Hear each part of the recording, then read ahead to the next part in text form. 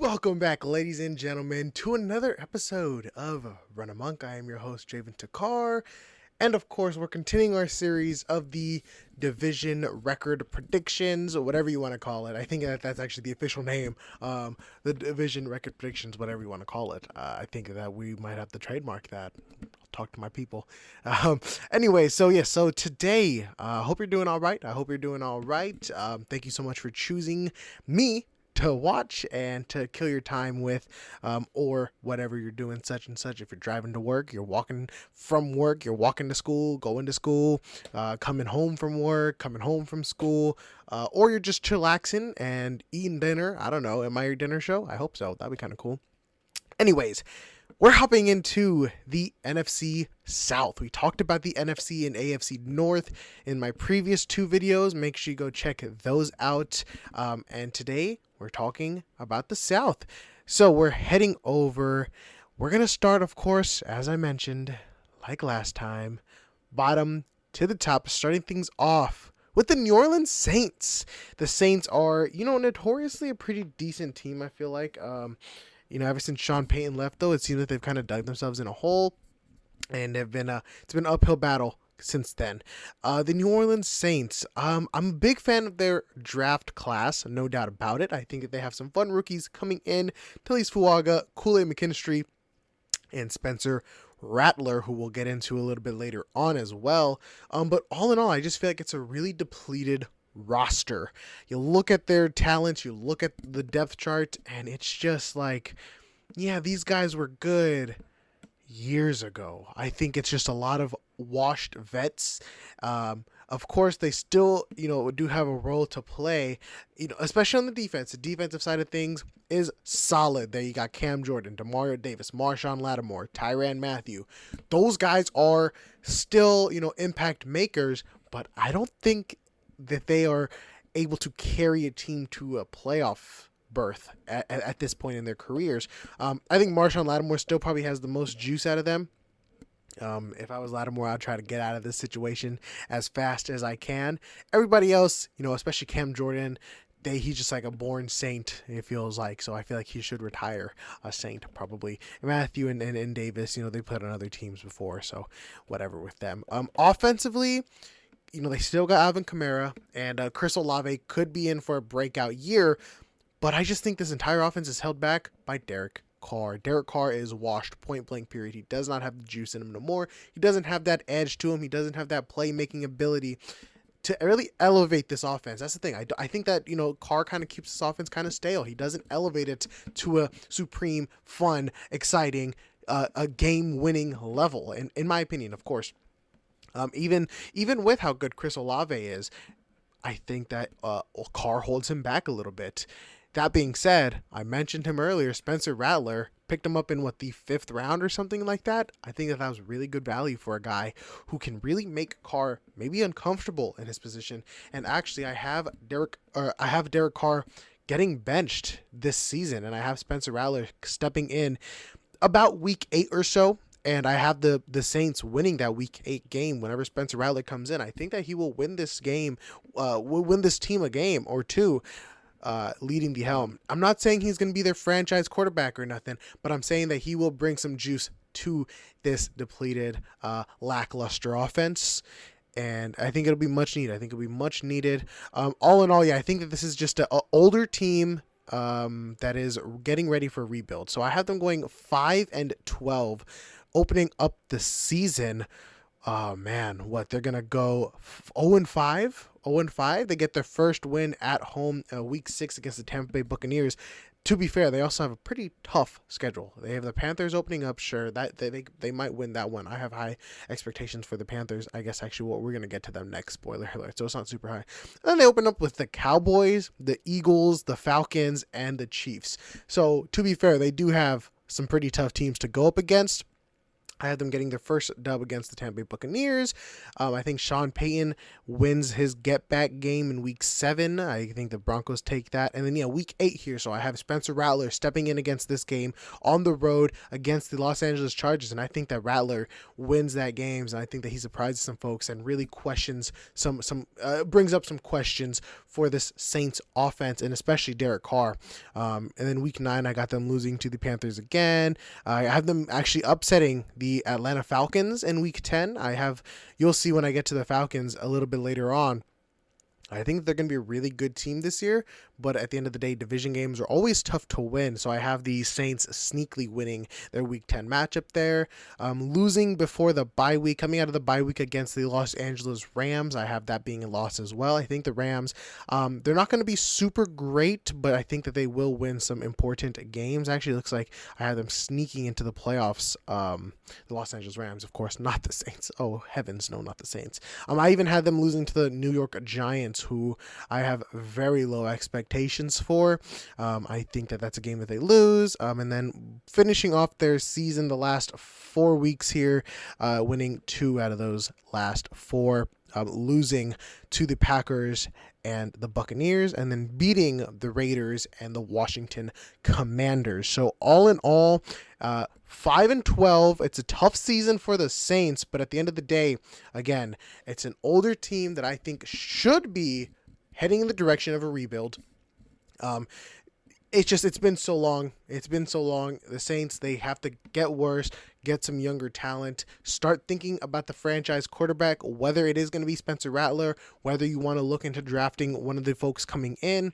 Chris Olave, keep him around because he's going to be a valuable asset. Marshawn Lattimore, he's a guy that I would try to trade. Hey, maybe we can get a 2nd or 3rd round pick for him, and then start getting rid of those old vets. Get ready for some down lows, New Orleans Saints fans. I'm sorry. I could be, again, at the end of the day, this is just my opinion. I could be totally wrong, and I probably will be. My records last season were horrendous, so we'll see how it does for me here. All right, so I mentioned earlier the Tampa Bay Buccaneers. I got them going 3rd place. I have them going... Oh, sorry, actually, they're 2nd place technically. Okay, so here's a little spoiler alert. It's going to get a little crowded here. I have the Panthers and the Buccaneers both going 6-11. And I guess Panthers are ranked 3rd, it looks like here. So we'll talk about them. We'll talk about the Panthers. I'm sorry, Buccaneers fans. You got to wait just a couple more minutes longer. So the Carolina Panthers, they made their most with their draft picks. And all in all, I care about their draft classes a lot. And so that's why I always mention them, kind of first thing, or their free agents moves. So the Carolina Panthers, they had the most. Of course, they traded the whole big package for Bryce Young to move up, 2 years ago? So with no 1st round pick, but with the 1st pick in the 2nd round, they were able to get South Carolina receiver Xavier Legette, which I think is a really, really talented guy and has a lot of potential. I think the ceiling is the limit for him, or the sky's the limit. Sorry, the ceiling is the limit doesn't sound like not a very good saying there, is it? They also picked up Jonathan Brooks, which I think was a very good running back out of Texas, and then Jatavion Sanders in the 4th round, also from Texas, tight end. I like that pick. And then I also like the round 5 cornerback Charles Smith-Wade, who I believe will have a role in this offense for a 5th round pick, or for this defense, for a 5th round pick. That's pretty big. And I think that he was another good value pick there. So I think that the young guys coming in, they've got some instant playmakers. I think that Jonathan Brooks can take over this running back room and really open up the playbook. I think that Bryce Young can make some comfortable targets with Xavier Legette. And this entire receiving core, actually, I think is going to be solid for Bryce Young's development. You've got Legette coming in with, you also traded for Deontay Johnson in the offseason. I think that was a really, really good move. I think that Johnson is he could be a lethal receiver. Of course, we know he's a great route runner. I think that he can have solid hands at times, and I think that he's going to be a really, really good receiver for Bryce Young. And then, of course, Adam Thielen and Jonathan Mingo, guys that you can kind of mix in there. Every receiver core needs a good, snacky veteran there, which I think Adam Thielen is that role there. And, over 1,000 yards, I think, last year with Bryce Young. As a receiver one, it was Adam Thielen. So there's that. And so I think that this receiving core is going to be nice for Bryce Young, and especially with Coach Dave Canales, new head coach coming in. He really has put an emphasis for Bryce Young and this offense. especially the offensive line, going out and signing Robert Hunt to a huge contract and Damian Lewis. So that O-line is going to be protecting Bryce Young. Hopefully they can stay a little lower, though. Of course, it's going to be hard for Young to look above them. But that O-line with Ike Kwanu, Taylor Moore, and Austin Corbett, I think that it'll be a solid unit all around. I think this offense is going to be able to score some points. However, the defense is kind of where the question marks come up. You've got Derek Brown, you've got Shaq Thomas, and you've got J.C. Horn. You also added Jadeveon Clowney, but how many of those names are really impactful? Maybe Brown and Horn, as long as Horn can stay on the field. You know, he has those injury concerns, so you really hope that Horn can stay on the field, because if Horn goes down, this secondary is maybe the worst secondary in the entire league, and even with Horn, it's a bottom 10. So it's a tough situation there. And then I'm really not moved by the defensive line at all as well. With Derek Brown, yes, Derek Brown is a really, really good defensive tackle. But yeah, like Jadeveon Clowney, he's fine, I guess. But overall, this Panthers offense could score a lot of points, but their defenses might let up more points. So I think that they do lose a lot of games because of that. And I had them going 6-11. So again, you know, not too terrible. Of course, 6 is bad, but it could be worse. It could be a lot worse. You know, you're opening up week 1 against the New Orleans Saints in New Orleans, and I think that they get the dub. But then at home against the Chargers, I got them losing. They're going on a little bit of a losing streak up until week 8. Getting the win against the Denver Broncos, and then they're going on a winning streak. So I got them going on a losing streak, and then winning 3 straight games. The Broncos beating the Saints, and then beating the Giants before the bye week. Out of the bye week, you've got the Kansas City Chiefs, which is just absolutely horrible. Anytime I see the Chiefs on any of these record prediction things, I just feel so bad, especially if it's a bad team. And this was one of those scenarios there. And then I've got them taking out the Buccaneers, losing to the Eagles, losing to the Cowboys, and then beating the Arizona Cardinals in week 16 for their last win of the year, and then losing to the Buccaneers and then the Atlanta Falcons. So yeah, overall 6-11. I think, you know, I again, this is a tougher schedule for this NFC South team. They're going up against, you know, the AFC West with the Chiefs and the Chargers. That could be a good team. And then, you know, of course, they also the NFC East, which has its ups with the Eagles and the Cowboys. So it's tough. It's tough for the NFC South, that I feel like is going to be one of the weaker divisions in the league. They're going up against some pretty tough teams. And so overall, though, the Carolina Panthers going 6-11, I think that they could win some sneaky games, and they could be one of those teams to upset a team that's either hot or that's a good team that's struggling a little bit. They could be they could play upset a little bit. Now moving on to the second place or third place. I don't know exactly how they ranked them because they're both 3-3 in the division, but the Tampa Bay Buccaneers also going 6-11. And I think I'm lower on the Buccaneers than a lot of other people are. I just don't really see it with them. You look at the roster and it's just meh. Again, similar to the Saints, I feel like, where a lot of veterans, and this is a team that should be looking to become younger, to get some more superstars on their roster and really build within. They're rolling with Baker Mayfield, which I think is a little bit questionable, but, you know, as I just said, you want to look to get younger, but Baker, you know, you saw what he was able to do last season and carry this team, put the team on his back a little bit. So I get why you want to keep him around. Sorry about that. And yeah, but then you also got to keep Levante David and Mike Evans, which are franchise pillars. I respect that move, no doubt about it. And, you know, you always want to keep your fan base happy. I think that those are 2 fan base picks. Levante David kind of going to the latter half of his career. Sure, Mike Evans still putting up 1,000 yards receiving. I'm okay with it. This draft class was good, not great. I think Graham Barton in the first round, I thought that he was a really good pick. I was kind of surprised to see the Buccaneers take him, but I think that they did kind of need some O-line help anyways. I think Chris Braswell, edge rusher, I think he's a little underrated. Jalen McMillan, who could be a very solid receiver in this scheme. Underrated. I see a lot of people talking about him for fantasy as well, so keep an eye out for Jalen McMillan. And Bucky Irving. I think Bucky Irving is going to be their biggest playmaker in this rookie draft class. The running back, he is going to be able to make an impact. You know, the Buccaneers, they have Rachaad White as their running back, and I feel like, you know, he's not going to be really that workhorse type. Yes, he got majority of the snaps last season, but I think that Irving is talented enough to get his fair share and possibly take over in the second half of the season. All in all, though, I think it's going to be similar to last year, but they do have some fun young players, so they're kind of getting towards there. I think that next year the Buccaneers could look really, really good, depending on what they do with the quarterback situation, depending on how Baker looks this year, really. If Baker does keep up what he did last year, I think that, they could look really good. But all in all, yeah, I think similar to last year, and I think they're probably better. They're probably a better team than their record. I also put on their notes here. This is one of those teams that either I think maybe some bad luck strikes them or something. Obviously, it's hard to predict luck, but yeah, they're going up against. I believe they were the first place, I think, last season, right? So they're going up against a first place schedule. They got teams like the Baltimore Ravens on here, as I mentioned, the Chiefs, the 49ers. Yeah, so they've got some tough games ahead of them, and so I think that the Buccaneers are going to struggle a little bit, but all in all, I think they'll be a fun team to watch and a fun team to root for when your team isn't playing and you got to pick a team to cheer on. And then lastly, of course, the top of the NFC South, the Atlanta Falcons. Now listen, I am very wary of this pick. Last year, the New York Jets, they make the big trade for Aaron Rodgers. I predict them to go like 13-4 or something. Of course, week 1, Aaron Rodgers' Achilles snaps on him, and the Jets don't go close to 13-4. This is how I'm feeling with the Atlanta Falcons. I have them going 12-5. I'm expecting very big things for the Atlanta Falcons. I'm expecting at least a playoff win or 2.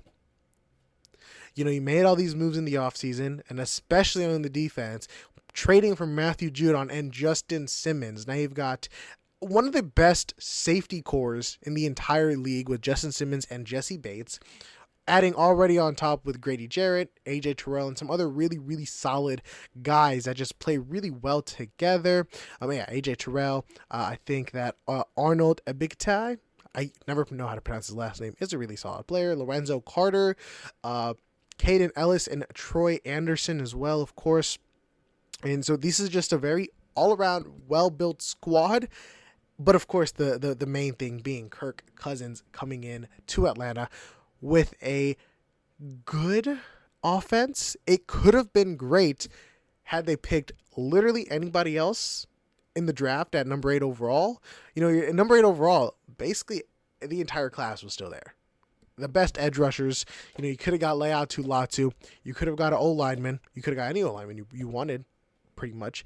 And receivers, you could have got pretty much any receiver you wanted. But you didn't. You picked a backup quarterback who probably isn't going to play this year, Michael Penix. And not only is he a backup quarterback that's not going to play this year, he is the oldest quarterback in this class. So he's like 24, 25. So I really don't know what went on with that pick there. So honestly, I wouldn't be surprised if they have a bad season because the NFL gods say, this was stupid. This is what you get. This is your karma. And honestly, if that does happen, I'm not going to be upset. I will not be upset if the Falcons have a bad season due to bad draft karma.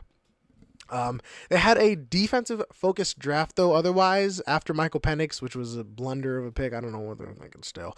Second round, they got Rook Oro. I don't know how to pronounce his last name. I apologize. Braylon Trice, outside linebacker out of Washington. I think that he was also really underrated. He was a guy that I really liked. Brandon Dorless, he was a big DT out of Oregon. So yeah, again, a lot of linebackers. They went after the first round. They only picked up 2 more offensive guys. So some solid depth pieces there too for the Falcons to build around. But yeah, all in all, though, I think this is just a well-built roster. Of course, with Bijan Robinson, I think that he's going to have a big year. Drake London, hopefully with Kirk Cousins throwing him the ball. Hopefully he he really hasn't been able to separate himself amongst other receivers, in that draft class. Especially you got Garrett Wilson being talked about like a top 10, top 15 receiver. Drake London, I'd really like to see emerge out of that. And then, of course, the big name, Kyle Pitts. You really want to see Kyle Pitts succeed. I think everybody's rooting for him. This kind of feels like it's his last year to really pick it up. So yeah, Kyle Pitts. And then, of course, they picked up Darnell Mooney as well in free agency. He was a good to solid wide receiver too. But can you imagine how nasty this offense would have been with like Roma Dunze or something in it? Like this would have been the best offense in the entire league. So yeah, overall I have them going 12-5 winning their first 2 games and running into the Kansas City Chiefs. I did have the Chiefs beating them, which I could actually going either way. And then again, just dominating all these little division games that they've got, beating the Seahawks, losing to the Tampa Bay Buccaneers in Week 8. I think the Buccaneers are a scrappy team that can upset some really good teams there, as I mentioned. And then also going on a little bit of a losing streak before the bye week here, I just noticed. Losing to the Buccaneers, losing to the Cowboys, and then losing to the New Orleans Saints. Again, those division games, they are tough. And then losing Week 11 versus the Denver Broncos because I think that they're going to be cold. Heading into the bye week then, and then coming out of the bye week, winning the rest of the games. I have a late bye week in Week 12, so I think that they're going to win out then after that. So, yeah, that's how I see the Atlanta Falcons season going. Going high and then low and then finishing on a high note heading into the playoffs. It looks like that they are ranked number 3. I did end up going and filling out the rest of the records because in the last episodes I didn't. So I figured that I should probably do that so I can get a proper ranking for the playoffs for you guys. So overall looked up that they're standing at number 3. And I think it's going to be a good season for Atlanta, making it back to the playoffs. I think that Raheem Morris is going to have a fun time with this defense, with Kirk Cousins leading the offense. So Falcons, don't let me down. Please don't do me like the Jets did me last year. And that's going to round out this episode of the NFC South Division predictions. Thank you so much for tuning into this episode of Run Amok. Again, I'm your host, Javen Takar. This is always fun to be back. It's always fun to make videos. And yeah, I hope you tune into the next video where we talk about the AFC South. And that's going to be fun. That's going to be fun, no doubt. I will see y'all then. Make sure you tune in and check out the description below for all the links to my other social media. Leave a comment, let me know what you don't like. Let me know what you did like. Let me know what you disagree with. Let me know what you agree with. And yeah, I will see you on the next one. Peace out.